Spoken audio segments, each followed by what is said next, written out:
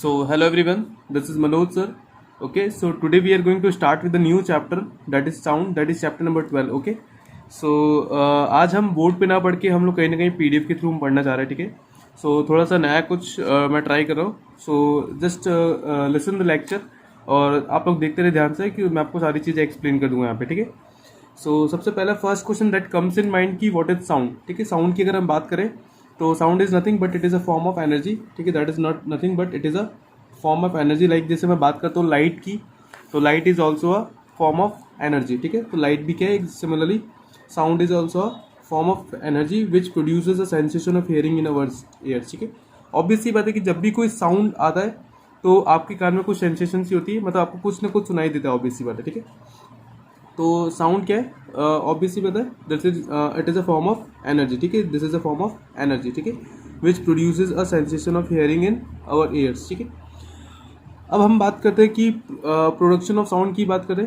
तो sound is produce due to the vibration of objects. आपने अपने डेली लाइफ में हम लोग देखते हैं. लाइक जैसे सपोज मैं आपको एक एग्जांपल देता हूँ कि जैसे अगर हम बात करते हैं गिटार की. ठीक है, तो गिटार में क्या होती है कि काफ़ी सारे स्ट्रिंग्स होती हैं और जब हम उन स्ट्रिंग्स को प्लग करते हैं तो what we hear a sound. ठीक है, अब म्यूज़िक, एक हम म्यूज़िक सुनते हैं तो उसमें भी क्या हो रहा है कि जैसे हमने गिटार के स्ट्रिंग को प्लग किया तो the string starts vibrating and it produces sound. ठीक है, वो भी क्या होता है, जो स्ट्रिंग्स होती है वो वाइब्रेट करना स्टार्ट करती है और वो कहीं ना कहीं एक साउंड प्रोड्यूस करती है. तो sound is nothing but it is produced due to the vibration of objects. ठीक है, वो कहीं ना कहीं किसकी वजह से होता है, वाइब्रेशन ऑफ ऑब्जेक्ट की वजह से होता है. ठीक है, साउंड प्रोड्यूस. ठीक है, और मैं आपको एक दूसरा एग्जांपल दूं तो दूसरा एग्जांपल हम देख सकते हैं कि जैसे आपने तबला देखा है या फिर कोई भी ड्रम देख लो, तो उसके ऊपर क्या होता है कि एक मैम्ब्रेन होती है. Whenever beat a membrane या हम उस मैम्ब्रेन को स्ट्रक करते हैं तो व्हाट वी सी कि the membrane vibrates but sometimes we can't able to see the vibrations of that membrane. ठीक है, जो थिन मैम्ब्रेन, एक रबड़ की मैम्ब्रेन होती है, उसको हम देख नहीं पाते बट स्टिल इट प्रोड्यूसेस अ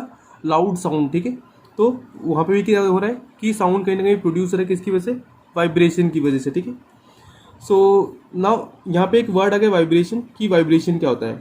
ठीक है, so vibration is nothing but it is the periodic back and forth motion of the particles of an object about it central position. ठीक है, it is also called the oscillation. ठीक है, तो vibration कुछ नहीं है, जैसे आपने वॉल क्लॉक में देखा होगा आजकल जो वॉल क्लॉक होती है उसके अंदर क्या होता है, पेंडुलम होता है. तो व्हाट पेंडुलम डू कि suppose this is the pendulum. अगर मैंने सपोज अभी इनिशियली मैंने सेल नहीं लगा रखा है, सपोज मैंने अभी इनिशियली क्लॉक में मैंने सेल नहीं लगा रखा है या मैंने बैटरी नहीं लगा रखी है, तो व्हाट विल हैपन कि जो पेंडुलम है वो कुछ इस पोजीशन में रहेगा. नाउ जैसे ही मैंने उसमें सेल डाला तो क्या होगा, पेंडुलम अपनी central position, this is the central position, जब वो बिल्कुल स्टेशनरी है.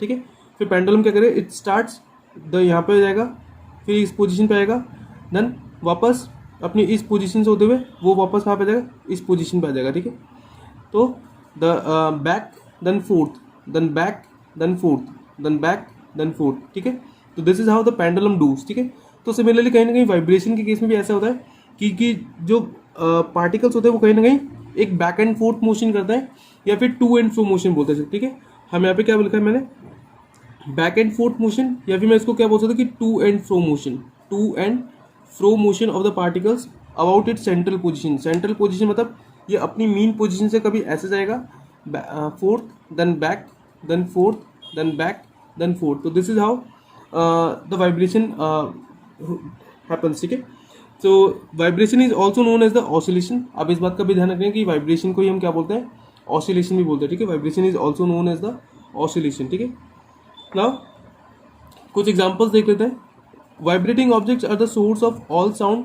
Irregular chaotic vibrations produce noise. ठीक है, या फिर regular control vibrations can produce music. For example stretch strings of guitar vibrate to produce sound. ठीक है, जैसे मैंने आपको एग्जांपल दिया कि जो हम गिटार के जो स्ट्रिंग्स होती हैं उसको हम जब स्ट्रेच करते हैं तो इट प्रोड्यूसेस साउंड. या फिर when membrane of tabla is struck it vibrates to produce sound. ठीक है, या फिर हम किसी तबले के मेम्ब्रेन को स्ट्रक करते हैं या बीट करते हैं तो इट प्रोड्यूसेस साउंड. ठीक है, तो अब sound can be irregular, sound irregular भी हो सकता है, या फिर एक नॉइज़ वाला साउंड भी हो सकता है कि कुछ साउंड ऐसे होते हैं जो नॉइज़ मतलब कहीं ना कहीं हमको इरिटेट करती है, फिर हम उससे परेशान होते हैं. ठीक है, तो साउंड इट कैन बी, और it can be music also. ठीक है, the sound which is pleasant to the ear, जो हमको अच्छे लगते हैं उसको हम क्या बोलते हैं, म्यूजिक बोलते हैं.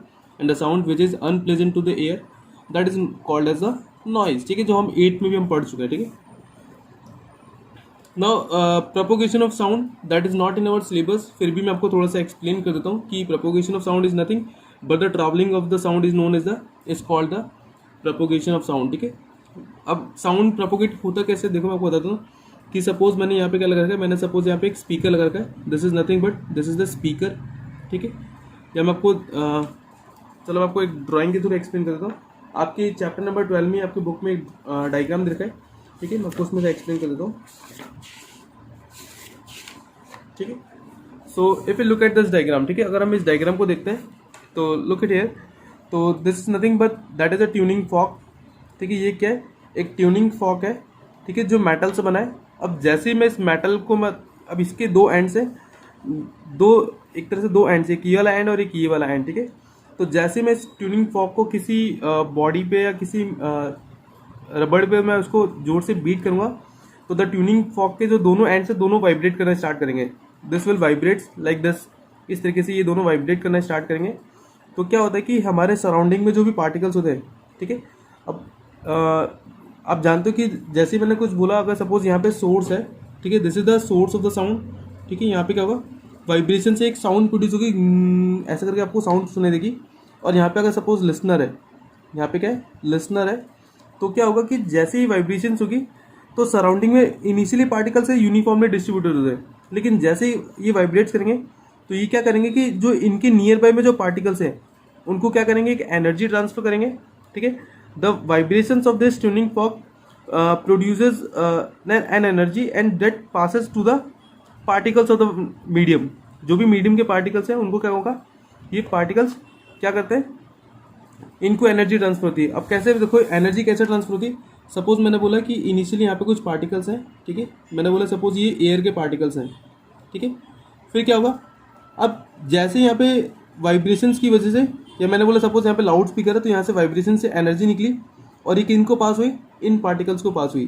ठीक है, अब ये पार्टिकल्स क्या करते हैं, अपने जो आगे पार्टिकल्स हैं, ठीक है, इनकी जो आगे वाले जो मीडियम में पार्टिकल्स हैं, ये क्या करते हैं, अपनी एनर्जी की ये यहाँ पे ट्रैवल करके आगे जाते हैं और ये इनको एनर्जी ट्रांसफर करके वापस अपनी मीन पोजीशन पे आ जाते हैं। मतलब ये आगे गए, इन्होंने अपनी एनर्जी किसको ट्रांसफर की, आगे ट्रांसफर की, आगे वाले पार्टिकल्स को, देन ये वापस अपनी मीन पोजीशन पे आ गए। ठीक है, मतलब एयर में जो पार्टिकल्स होते हैं उनके पास कहीं ना कहीं थोड़ी बहुत इलास्टिसिटी होती है, मतलब कि वो आगे वाले पार्टिकल को एनर्जी ट्रांसफर करते हैं, देन वापस that comes back to the original position, या फिर हम बोले मीन पोजीशन पे वापस आ जाते हैं। तो दिस इज हाउ द एक तरह से हम बोल सकते हैं डिस्टर्बेंस क्या होता है, आगे ट्रांसफर होता रहता है और कहीं ना कहीं स्पीकर, जो भी स्पीकर है या फिर जो भी सोर्स है साउंड का, वहाँ से लिसनर तक आवाज़ पहुँच जाती है। ठीक है, तो आपको कुछ इस तरह का पैटर्न दिखता है आपको। ठीक है, इस तरह का आपको पैटर्न नजर आएगा एयर में। हमको हम बेसिकली हम अपनी नॉर्मल नेकेड आई से हम नहीं देख सकते, लेकिन एयर में कुछ इस तरह का पैटर्न बनता है। ठीक है, देखो यहाँ पे क्या होगा कि यहाँ पे क्या होगा कि जो पार्टिकल्स होंगे काफ़ी क्लोजली पैक्ड होंगे। ठीक है, this is the particle where are closely packed. ठीक है, देन यहाँ पे पार्टिकल्स होंगे जो थोड़ा लूजली पैक्ड, फिर क्लोजली पैक्ड, फिर लूजली पैक्ड। ठीक है, तो this is also known as the high density region, this is known as the low density region, this is known as the high density then low density. ठीक है, तो high then low then high then low. ठीक है, अब density से compare करो, देखो यहाँ पे पार्टिकल्स काफ़ी क्लोजली पैक्ड है, तो इसको हम बोल भी सकते हैं कि हाई डेंसिटी रीजन है। और ये लो डेंसिटी रीजन आपको दिख रहा है कि पार्टिकल्स थोड़े दूर दूर पे है। ठीक है, इसी को मैं दूसरे तरीके लैंग्वेज से बोलूँ तो this is also known as the high pressure region, this is known as the low pressure region. This is high pressure low pressure, high pressure low pressure, high pressure then again low pressure. ठीक है, and ये C क्या represent करे, जो high density और high pressure region है, जो high density और हाई प्रेशर रीजन है, that is known as the compression. ठीक है, इसी को हम क्या बोलते हैं, कंप्रेशन बोलते हैं। और जो लो डेंसिटी रीजन है या फिर लो प्रेशर रीजन, उसको हम बोलते हैं रेयरफैक्शन। ठीक है, तो कंफ्यूज मतलब सी इट्स मीन कंप्रेशन। ठीक है, हम क्या बोलेंगे इसको, कंप्रेशन। ठीक है, and the R is known as the rarefaction. ठीक है, रेयरफैक्शन। ठीक है, आपको ये बात ध्यान रखनी है। तो somehow in this way the sound travels from the source to the listener. ठीक है, सोर्स से लिसनर तक साउंड कैसे ट्रैवल करती है वो मैंने आपको बताया। ठीक है, क्योंकि जब भी कोई ऑब्जेक्ट वाइब्रेट करता है तो उसके पास एक एनर्जी होती है, और वो एनर्जी किसको ट्रांसफर होती है, जो भी सराउंडिंग में पार्टिकल्स है, जो भी मीडियम है, उनकी एनर्जी ट्रांसफर होती है। एंड पार्टिकल्स कहीं ना कहीं क्या करते हैं, आगे इस डिस्टर्बेंस को आगे ट्रांसफर कर देते हैं। एंड दिस इज हाउ कहीं ना कहीं वो डिस्टर्बेंस हमारे एयर ड्रम्स तक पहुंचता है और हमारे एयर ड्रम्स भी क्या करते हैं, देन वाइब्रेट्स एंड कहीं ना कहीं इसी तरीके से हमारा क्या होता है, हमको कोई भी साउंड सुनाई देता है, ठीक है। तो that is known as the propagation of sound, ठीक है, जो कहीं ना कहीं हमारे वैसे सिलेबस में से ये वाला पार्ट हमारे में से ऑमिट हो गया, लेकिन फिर भी हमको ये पता होना चाहिए कि साउंड कैसे ट्रैवल करता है, तो मैंने आपको एक्सप्लेन किया। तो sound is propagated by the two and fro motion of the particles of the medium. मैंने आपको बताया कि पार्टिकल्स मीडियम में क्या करते हैं कि अपनी पोजीशन से आगे मूव करते हैं, देन एनर्जी ट्रांसफर करते हैं, देन वापस अपनी पोजीशन पर, ठीक है। जैसे यहाँ पे मैंने आपको बताया कि सपोज ये 1 2 3 पार्टिकल है, यहाँ पे ये 2 3, ठीक है, ये पार्टिकल्स है। तो ये पार्टिकल क्या करेगा, पहले आगे जाएगा, फिर अपनी एनर्जी, ये जो पार्टिकल है, ठीक है, जो डॉट ये वाले पार्टिकल्स है, सपोज मैंने बोला कि जो पहले वाले जो पार्टिकल्स है फर्स्ट कॉलम में, this is first column and this is second column, ठीक है, और मैंने बोला दिस इज थर्ड कॉलम। तो the particles in the first column will क्या बोलते हैं, वो क्या करेंगे, एक स्टेप आगे जाएंगे, देन क्या करेंगे, that will transfer the energy that they get from the vibration. जो यहाँ पे वाइब्रेशन हुई हैं साउंड से, उनकी वजह से उनको ये जो एनर्जी मिली, ये क्या करते हैं, इसकी वजह से ये पार्टिकल्स आगे जाएंगे और अपना एनर्जी किसको देंगे, जो सेकंड कॉलम में जो पार्टिकल्स है उनको एनर्जी ट्रांसफर करेंगे, और ये वापस अपनी मीन पोजीशन पे आ जाएंगे, ये वापस अपनी पोजीशन पे आ जाएगा। जो पहला वाला जो पार्टिकल था वो अपनी पोजीशन पे वापस आ जाएगा, ठीक है। तो ये तीनों पार्टिकल्स एक साथ आगे जाएंगे, देन एनर्जी ट्रांसफर करेंगे, देन वापस come back to the original position, then similarly ये पार्टिकल्स फिर आगे जाएंगे अब, और ये अपनी एनर्जी इसको ट्रांसफर करेंगे थर्ड वाले को, then the second will come back to its original position, ठीक है। देन थर्ड वाले जो पार्टिकल्स हैं वो कहीं ना कहीं फोर्थ को, देन फोर्थ को, फिर फिफ्थ को, एंड सो ऑन, ठीक है। तो this is how the particles vibrate, ठीक है। तो देखो, so when an object vibrates the particles around the medium vibrate, ठीक है। जब भी कोई ऑब्जेक्ट वाइब्रेट होता है तो उसके सराउंडिंग में जो भी पार्टिकल्स है वो भी वाइब्रेट करते हैं। The particles in contact with the vibrating object is first displaced from its equilibrium position. तो जो भी पार्टिकल्स जो वाइब्रेटिंग ऑब्जेक्ट के कॉन्टेक्ट में है वो अपनी ओरिजिनल पोजीशन से डिस्प्लेस होंगे, ठीक है। Each particle disturbs the other particle in contact. अब यहाँ पे इस जो पार्टिकल जो क्या बोलते हैं, जो वाइब्रेटिंग ऑब्जेक्ट के कॉन्टेक्ट में आते हैं वो सारे पार्टिकल्स क्या करेंगे, अपने पोजीशन से डिस्प्लेस करेंगे, और ये कहाँ पे जाएंगे, विल जो आगे जो पार्टिकल्स है सराउंडिंग में उनको क्या करेंगे, डिस्टर्ब करेंगे in the sense energy transfer करेंगे। यहाँ पे डिस्टर्बेंस का मतलब कहीं ना कहीं क्या है, एनर्जी ट्रांसफर करने का मतलब है, ठीक है। तो each particle disturbs the other particle. तो यहाँ पे डिस्टर्बेंस का मतलब कुछ नहीं, but it is the transfer of energy from the first column to the second column, ठीक है। Thus the disturbance is carried out from the source to the listener, और समहाउ इसी वजह से क्या होता है कि ये पूरा डिस्टर्बेंस कैरी आउट होता है, ठीक है। तो ये कहीं ना कहीं हमारा प्रोपोगेशन ऑफ साउंड था। This is how the sound propagates, ठीक है। अगर हम आगे बात करते हैं मीडियम की, तो we all know that there are two types of waves, ठीक है। अगर हम बात करें वेव्स की तो दो तरह की वेव्स होती है। One of the wave is mechanical wave, ठीक है। एक को हम क्या बोलते हैं, मैकेनिकल वेव, ठीक है, और दूसरी को हम क्या बोलते हैं, इलेक्ट्रोमैग्नेटिक वेव, ठीक है। The second one is known as the electromagnetic wave, ठीक है। सो अब we all know that sound needs a medium to travel. हम लोग 8 में पढ़ चुके हैं, ठीक है, कि साउंड को एक मीडियम की रिक्वायरमेंट होती है ट्रैवल करने के लिए। तो द मैटर और substance through which the sound is transmitted is called the medium. तो जिस मैटर या सब्सटेंस में से साउंड पास हो रहा है that is known as the medium, ठीक है। A medium is necessary for the propagation of sound. आपको पता है कि sound needs a medium to travel. एक मीडियम की जरूरत होती है हमेशा साउंड को ट्रैवल करने के लिए, because sound can not travel in vacuum, क्योंकि साउंड वैक्यूम में ट्रैवल नहीं कर सकता। ये आप जानते हो, वैक्यूम इज समथिंग, वैक्यूम एक ऐसा स्पेस जहाँ पे किसी भी तरह का कोई भी चीज़ प्रेजेंट नहीं है, मतलब कोई भी मैटर प्रेजेंट नहीं है, मतलब ना तो वहाँ पे किसी भी तरह की कोई एयर प्रेजेंट है, ना तो लिक्विड है, ना तो कोई गैस। That is a completely empty room, ठीक है। कम्प्लीटली एम्प्टी मतलब that is no air, no water, any substance, कोई भी मैटर वहाँ पे प्रेजेंट नहीं है, तो साउंड वहाँ पे ट्रैवल नहीं कर पाएगा, ठीक है। तो द मीडियम अब but can sound can travel in solid, liquid and gas also, ठीक है। आपको पता है sound can travel in solid, liquid and gas also, ठीक है। तो साउंड लिक्विड में ट्रैवल कर सकता है। और वन थिंग मोर कि we all know that speed of the sound is depends on the speed of sound is maximum in sound solid, ठीक है। अगर हम बात करें स्पीड ऑफ साउंड की तो सबसे ज़्यादा किस में होती है, सॉलिड में होती है, उससे कम लिक्विड में होती है, और उससे कम गैसेस में होती है, ठीक है। तो आपको इस बात का भी ध्यान रखिए, सबसे ज़्यादा स्पीड ऑफ साउंड कहाँ पे होती है, सॉलिड में। Sound travels fastest in the solid state then in the liquid state, then in come at last in the gases state, ठीक है। Second thing, sound of speed of sound is directly proportional to the temperature also, ठीक है। The sound की जो speed होती है, ठीक है, that is also directly proportional to the temperature. मतलब एक तरह से बोल सकते हैं कि अगर टेम्परेचर बढ़ेगा तो साउंड की स्पीड भी बढ़ेगी। आपको इस बात का भी ध्यान रखना है, ठीक है। अगर टेम्परेचर बढ़ता है तो साउंड की स्पीड भी बढ़ेगी, ठीक है। तो देखो यहाँ पे मैं आपको बताता हूँ कि mechanical waves and non what is electromagnetic waves, ठीक है।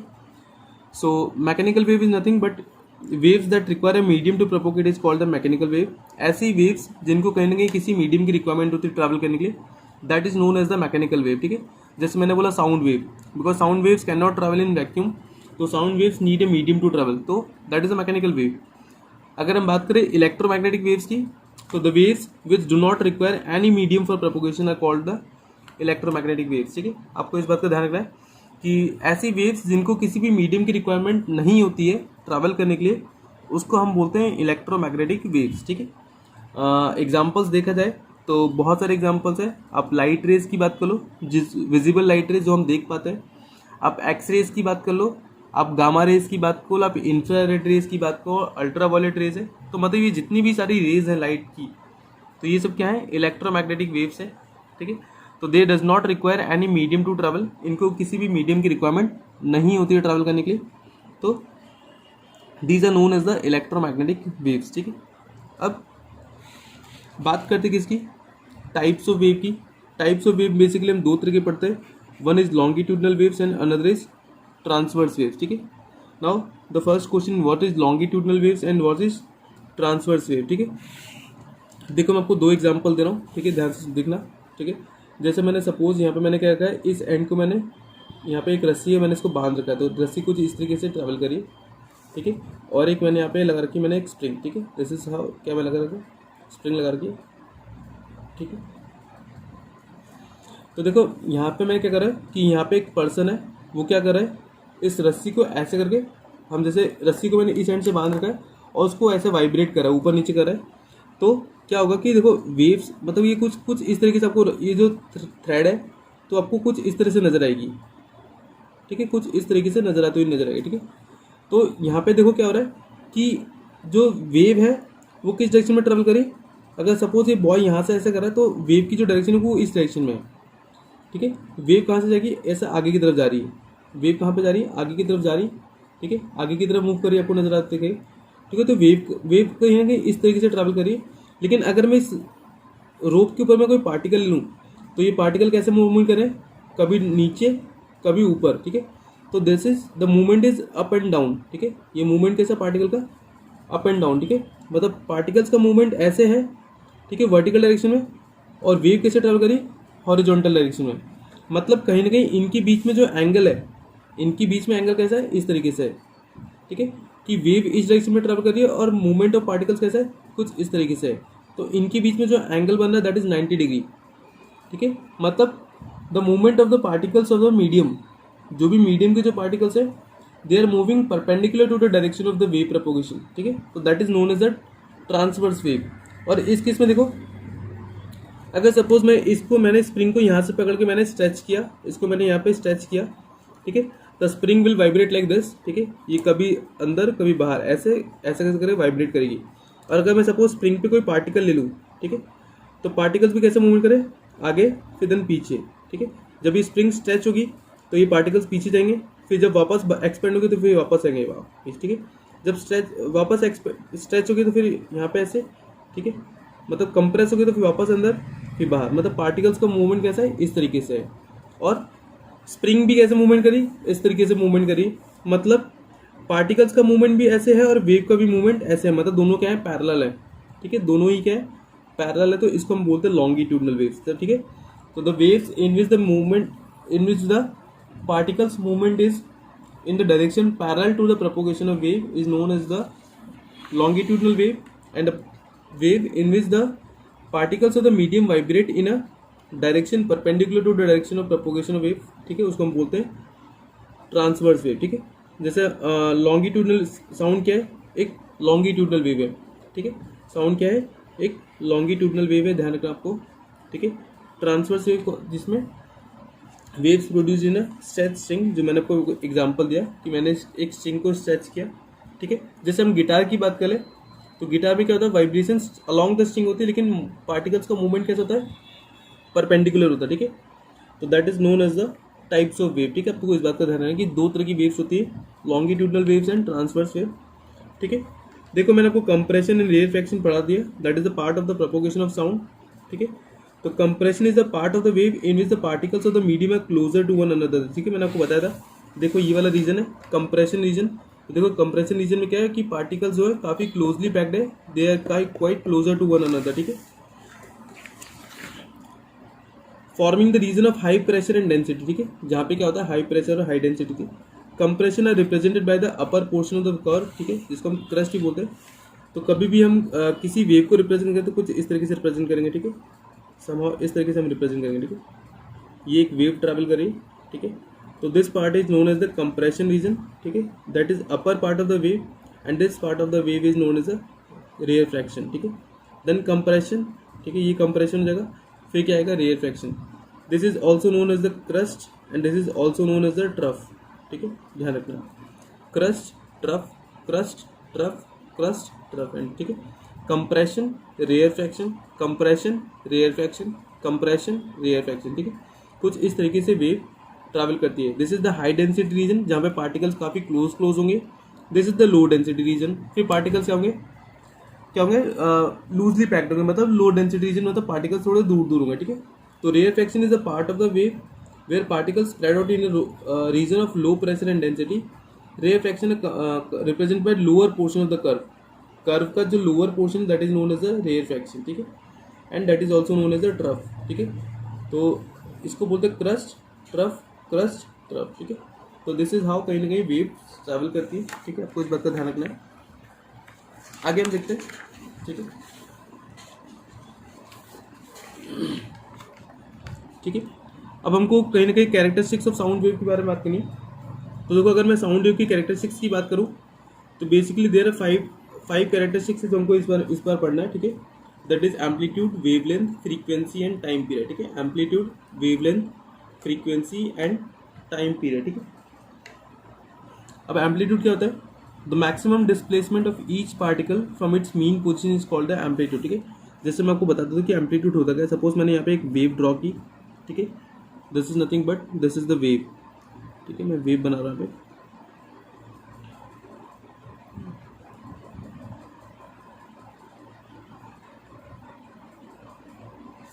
ठीक है, मैंने यहाँ पे एक वेव बना दी, ठीक है। So the very first thing that is amplitude, ठीक है। एम्पलीट्यूड क्या होता है कि जो मैक्सिमम डिस्प्लेसमेंट, मतलब पार्टिकल्स को जो मैक्सिमम डिस्प्लेसमेंट होता है, मतलब पार्टिकल्स मैक्सिमम इस इतना डिस्प्लेस कर पाए, तो this is known as the amplitude, ठीक है। This is known as the amplitude.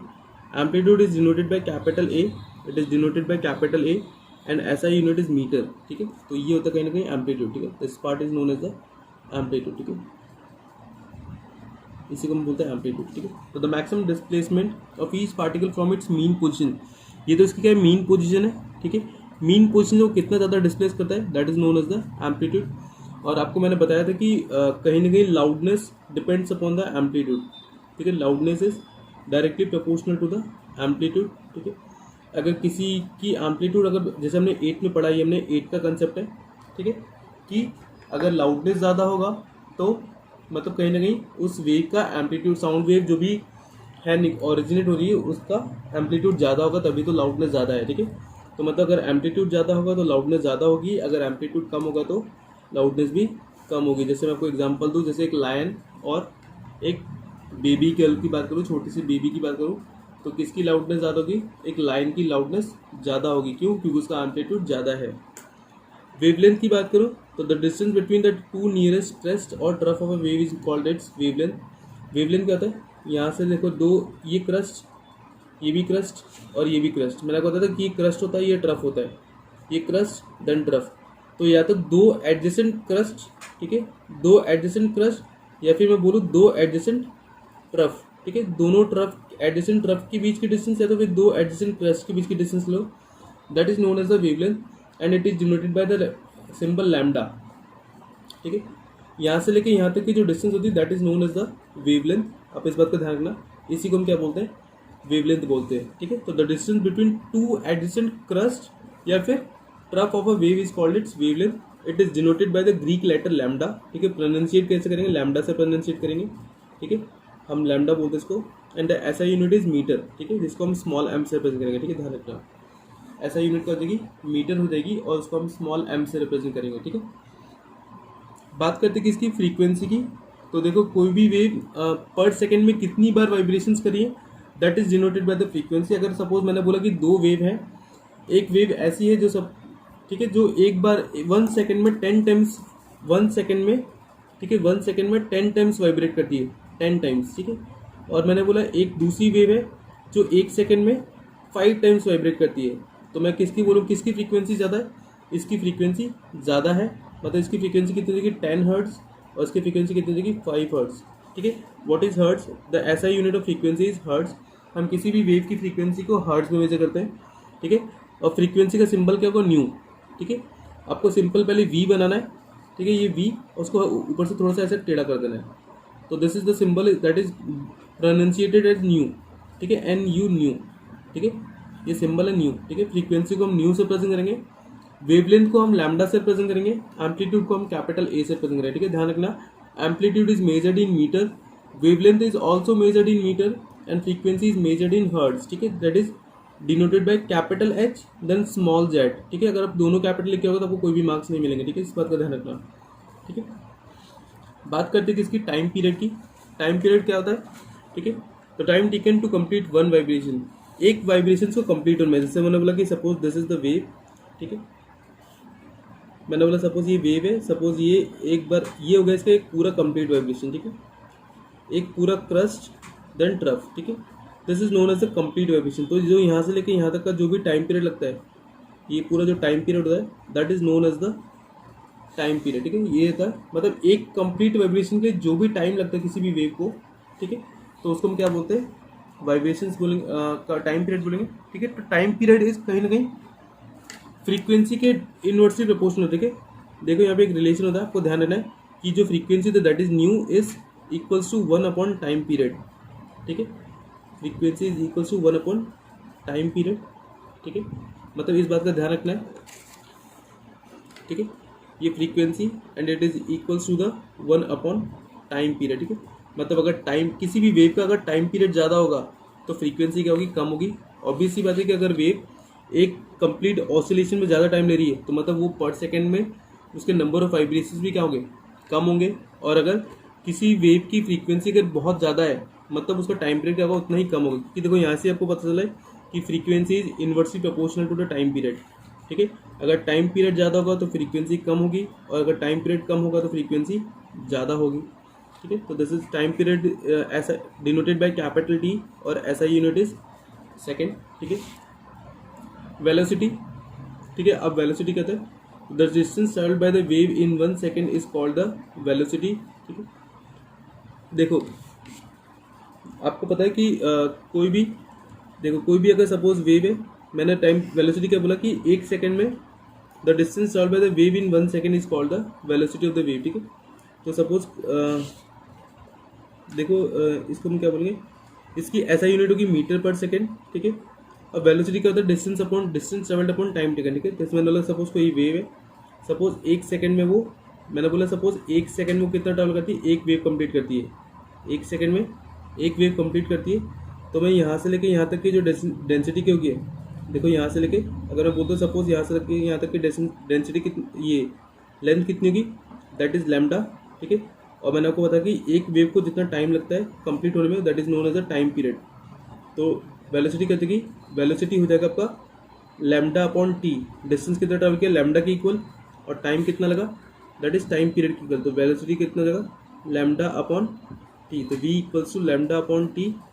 और आपको पता है कि फ्रीक्वेंसी क्या होता है, आपको पता है फ्रीक्वेंसी होता है 1 अपॉन टाइम पीरियड। देखो इस चीज़ को मैंने ऐसे लिखा है, ठीक है, देखना v equals to, v is velocity, confuse मत होना, और लैम्डा और इंटू 1 अपॉन मैंने क्या लिखा टाइम पीरियड, ठीक है। इसको मैंने क्या लिखा 1 अपॉन टाइम पीरियड, ठीक है। अब आपको पता है 1 अपॉन टाइम पीरियड क्या होता है, that is known as the frequency, that is nu. तो इसको मैंने क्या लिख दिया, इसकी जगह पे मैंने क्या लिख दिया न्यू। तो v इक्वल्स कितना हो जाएगा लैम्डा और इंटू न्यू, ये न्यू है और ये वी था, ठीक है। तो हमारे पास एक फॉर्मूला आता है V equals to nu lambda, V equals to nu lambda, lambda is known as the wavelength and V nu is known as a frequency, ठीक है। इस बात का आपका ध्यान रखना, ठीक है। फिर स्पीड ऑफ साउंड मैंने आपको बता रखा है, the speed of sound is more in solid, less in liquid and least in gases. मैंने आपको बताया सबसे ज़्यादा स्पीड से साउंड सॉलिड में ट्रेवल करता है, उससे कम स्पीड में लिक्विड में, उससे कम गैस में। The speed of sound also depends on the temperature of the medium, ठीक है। स्पीड ऑफ साउंड कहीं ना कहीं टेम्परेचर के ऊपर भी डिपेंड करता है, ठीक है। If the temperature of the medium is more, speed of the sound is also more, ठीक है। फिर हम बात करें pitch and loudness of a sound, ठीक है। मैंने आपको बताया पिच कहीं ना कहीं किसके ऊपर डिपेंड करता है, pitch is proportional to the frequency, pitch कहीं ना कहीं फ्रीक्वेंसी के ऊपर डिपेंड करता है। और लाउडनेस किसके ऊपर डिपेंड करता है, लाउडनेस डिपेंड करता है किसके ऊपर, एम्पलीट्यूड के ऊपर, ठीक है। तो आपको ये दोनों रिलेशन हम लोग 8 में पढ़ चुके हैं, ठीक है।